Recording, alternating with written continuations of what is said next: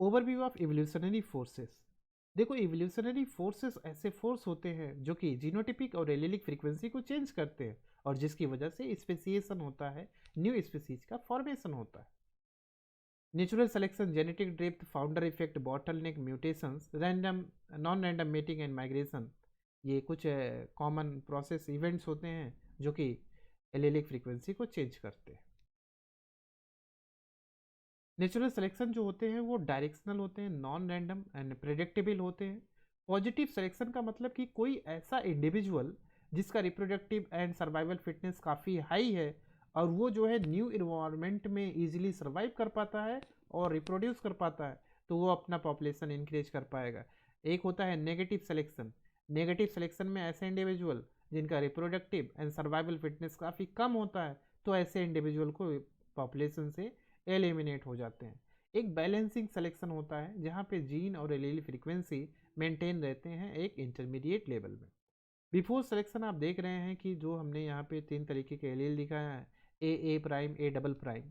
तो allelic frequency जो है ये एक इंटरब्रीडिंग नेचुरल पॉपुलेशन है बिफोर सिलेक्शन। नेचुरल सिलेक्शन में मैंने यहाँ पे जो रेड कलर का एलील दिखाया है, यहाँ पे इसको पॉजिटिवली सिलेक्शन दिखाया है, और जो ए डबल प्राइम एलील दिखाया इसको जो है रिप्रोडक्टिव सक्सेस इसका लो है। तो रिप्रोडक्टिव सक्सेस लो होने की वजह से ए डबल प्राइम की जो फ्रीक्वेंसी है वो 0.01 हो गई, जबकि पहले 0.1 था।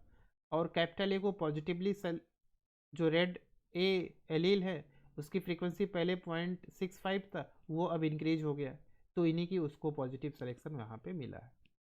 जेनेटिक ड्रिफ्ट जो होता है ये चांस इवेंट होता है, नॉन डायरेक्शनल होता है और ये रैंडम चेंज होता है एलीलिक फ्रीक्वेंसी में।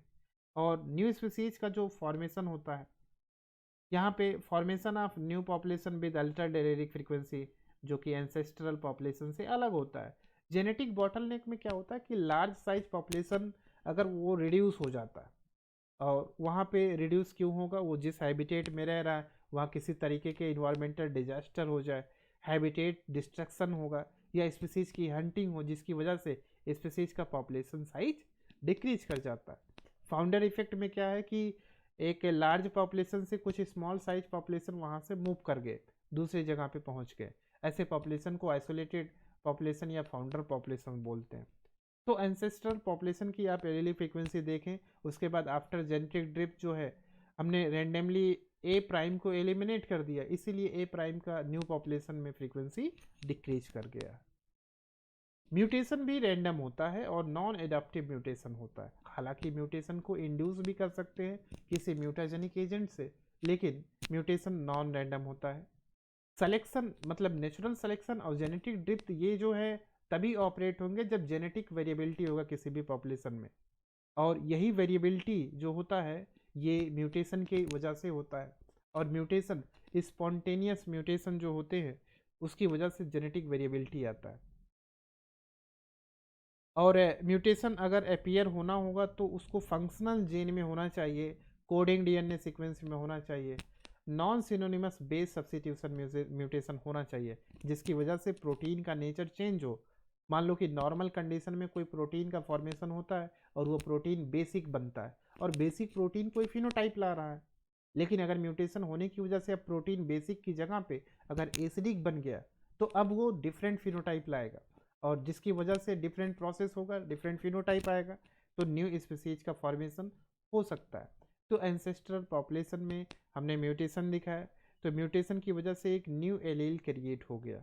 तो अब देख रहे हो कि जो न्यू पॉपुलेशन है वहाँ पे जेनेटिक वेरिएबिलिटी इंक्रीज हो गया। नॉन रैंडम मेटिंग जो है ऐसा मेटिंग जहाँ पे हर एक इंडिविजुअल जो पॉपुलेशन के हैं उनको इक्वल अपॉर्चुनिटी ना मिले, तो नॉन रैंडम मेटिंग में अनइक्वल अपॉर्चुनिटी होगा, और जिसको फेवर करेंगे उनका पॉपुलेशन, उनका फ्रीक्वेंसी इंक्रीज होगा, और जिस इंडिविजुअल का मेटिंग के लिए फेवर नहीं किया जाएगा उसके फ्रीक्वेंसी डिक्रीज होंगे। माइग्रेशन में क्या होता है कि जो स्पीसीज पॉपुलेशन से माइग्रेट कर जाते हैं उनकी फ्रीक्वेंसी डिक्रीज हो जाता है।